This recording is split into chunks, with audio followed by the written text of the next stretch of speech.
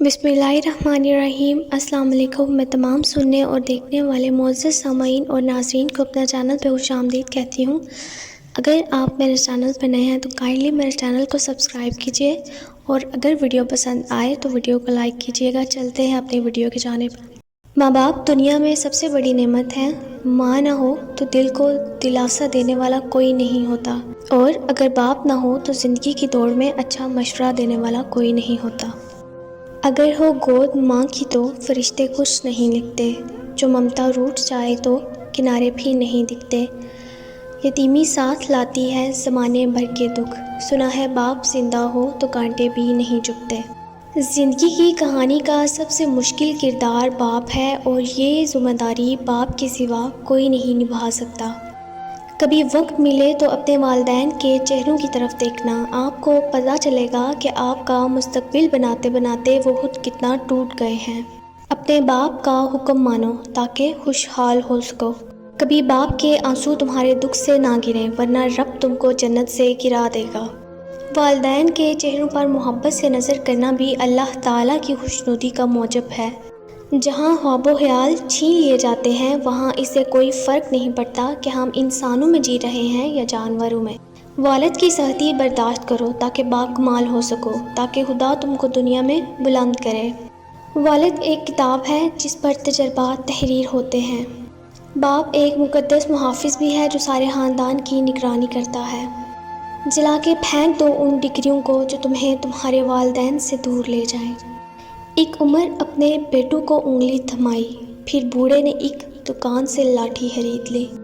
इंसान उम्र से नहीं फ़िक्र से बूढ़ा होता है। कहते हैं इंसान अपना पहला प्यार कभी नहीं भूल सकता, फिर लोग क्यों अपने वालिदैन को भूल जाते हैं। मेरे कदम कैसे डगमगा सकते हैं, मुझे तो चलना मेरे बाबा ने सिखाया है।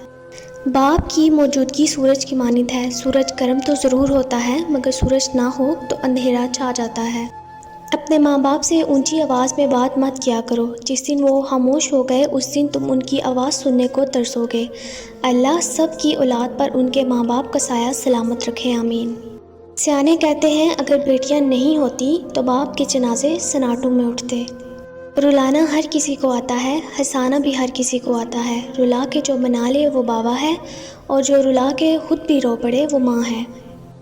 बाप के सामने ऊंचा ना बोलना, वरना अल्लाह तुमको नीचा कर देगा। अगर तुम 70 साल तक खाना काबा का तवाफ़ करके उसकी नेकियां अपने माँ बाप को हदिया करते रहो, तब भी उस एक आंसू के कतरे का बोझ हल्का नहीं कर सकते जो तुम्हारी बदसलूकी की वजह से तुम्हारे माँ बाप की आंख से गिरे। लड़कियां अपने बाप से ज़्यादा प्यार इसलिए करती हैं क्योंकि वो जानती हैं बाप दुनिया का वो शख्स है जो कभी उन्हें धोखा नहीं दे सकता। अल्लाह पाक सबके सिरों पर बाप का साया सलामत रखे, आमीन। मेरे बाप ने कहा था कि अपने बाप और भाई के अलावा किसी मर्द के साथ भी खाना खाते हुए अपना बिल खुद देना। ये तुम्हें हर गलत फहमी और उसे हर खुश फहमी से दूर रखेगा। कदर कीजिए उन हाथों की जिन हाथों ने हमारी बुनियादें मजबूत करते करते अपने हाथों में लाठियाँ और तस्बीह पकड़ ली हैं। कदर कीजिए अपने वालिदैन की। जब रिज़्क में तंगी महसूस हो तो गौर कर लिया करो कि माँ बाप के लिए दुआ करना तो नहीं छोड़ दी। ज़िंदगी और हालात जब थका देते हैं, इस लम्हे अब्बू की ये बात हिम्मत और हौसला बढ़ा देती है कि मेरा बेटा बहुत बहादुर है।